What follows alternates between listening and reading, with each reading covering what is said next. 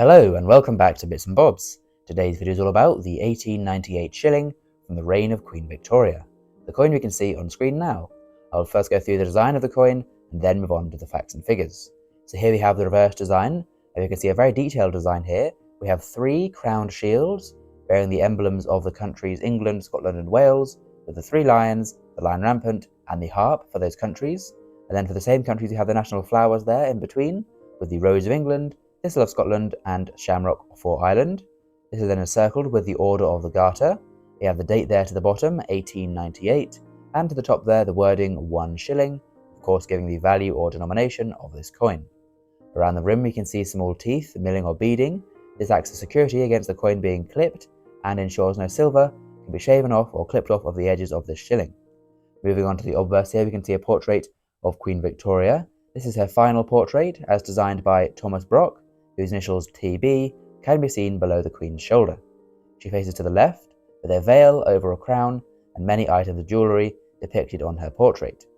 Around her is a very long, abbreviated Latin legend, which reads Victoria de Gra, Brit Regina Fid Death Ind Imp, or in English this means Victoria, by the grace of God, Queen of Britain, Defender of the Faith, Empress of India. So a long legend there for all her titles, and how they believed back then she was chosen to be queen by God, as that was what they believed God did, and he appointed the monarch. So there we go, now on to the facts and figures of the coin.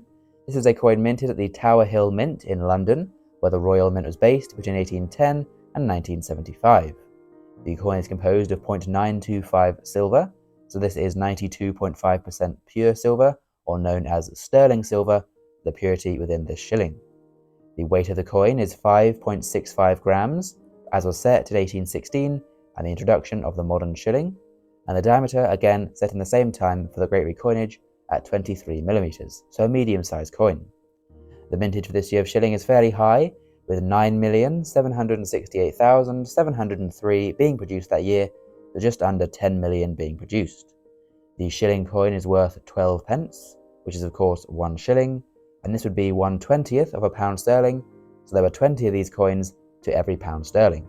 And back in 1898, 1 shilling was equal to £8.14 today. So a good bit of buying power, quite close to being valued similar to a £10 note today or a shilling back then. And the coin was demonetised in 1990 after serving as a 5 pence for a while after decimalisation.